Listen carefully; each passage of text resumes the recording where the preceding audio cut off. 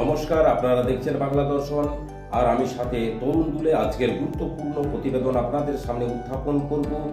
যে গুরুত্বপূর্ণ খবরের মধ্যে রয়েছেন কালীঘাটের কাকু ওরফে সুজয় কৃষ্ণ ভট্টাচার্য, যে কিনা লিপস অ্যান্ড বাউন্স কোম্পানির মূল যে চক্র, সেই চক্রের মূল মাথার সাথে তার গভীর যোগসূত্র রয়েছে, যে কারণে নাকি কলকাতা হাইকোর্টের অমৃতা সিনহার এজলাসে পরিষ্কার নির্দেশ দেয় যে সুজয় কৃষ্ণ ভট্টাচার্যের যে ভয়েস টেস্ট করার নির্দেশ দেয় অমৃতা সিনহার বেঞ্চ।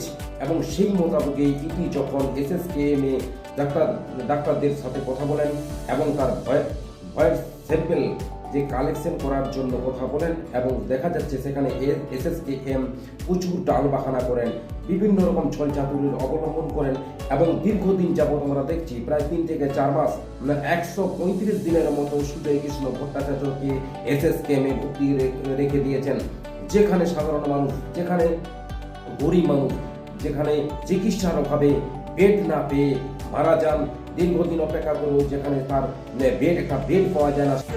সাধারণ দাদা, বেড মেলে এসএসকেএম হাসপাতালে? মিলে অনেক কষ্ট করার পর।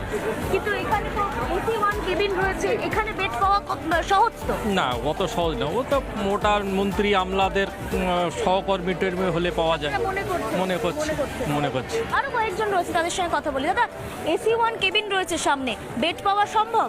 না, বেড পাওয়া সম্ভব না। কেন, এতটা কিসের সমস্যা? একজন অভিযুক্ত যদি বেড পেতে পারে, তাহলে আপনারা তো রোগীর পরিবার। আমরা জেনারেল বেড তো পেতে অসুবিধা হয়, আমাদের অনেক সমস্যা হয়। অপারেশন রুগীর জন্য অনেক দিন হয়তো আমাদের দীর্ঘদিন খাটতে হয়।